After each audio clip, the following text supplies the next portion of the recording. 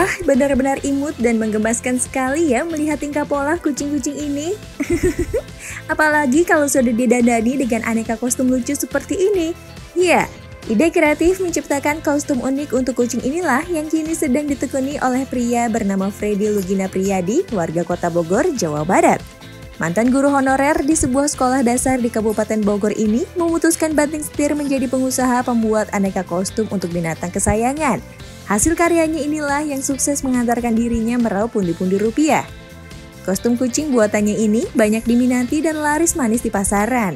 Tak hanya pesanan dari pembeli lokal saja, namun Freddy juga sudah sering mendapat orderan untuk dikirim ke Malaysia, Singapura, Thailand, hingga Amerika dengan omset mencapai puluhan juta rupiah. Masya Allah.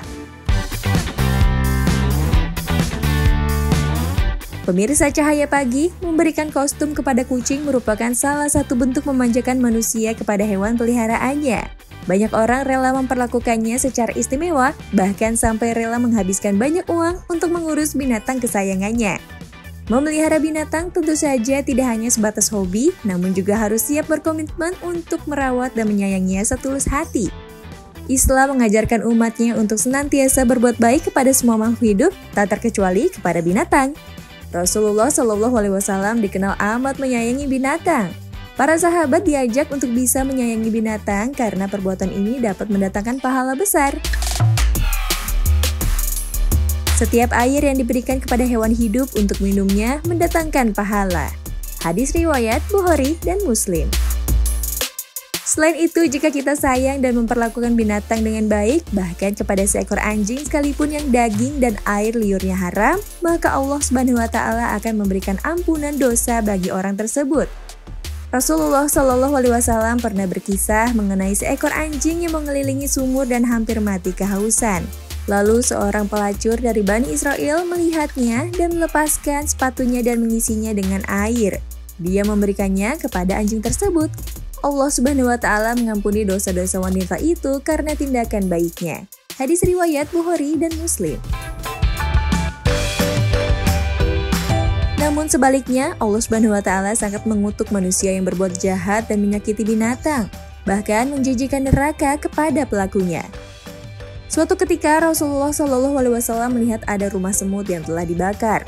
Nabi SAW bertanya siapa yang membakar rumah semut ini. Abdullah bin Mas'ud menjawab, "Kami, wahai Rasulullah." Rasulullah SAW bersabda, "Sungguh tidak ada seorang pun yang berhak mengazab makhluk lain dengan api kecuali Tuhan Zat yang memiliki api." Hadis riwayat Abu Daud. Dalam riwayat lain juga dikisahkan tentang larangan menyiksa binatang. Rasulullah SAW bersabda, "Ada seorang wanita yang masuk neraka gara-gara seekor kucing, dia mengurungnya sampai mati sehingga wanita tersebut dimasukkan ke dalam neraka. Perempuan itu tidak memberi makan dan minum kucing yang dikurungnya dan tidak pula melepaskannya untuk bisa makan serangga." Hadis riwayat Bukhari. Pemirsa Cahaya Pagi, menyayangi binatang dan makhluk hidup lainnya sudah menjadi kewajiban sebagai seorang muslim.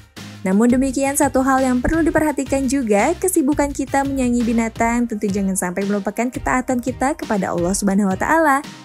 Hai orang-orang yang beriman, janganlah harta-harta dan anak-anak kalian melalaikan kalian dari mengingat Allah. Quran Surat Al-Munafikun ayat 9.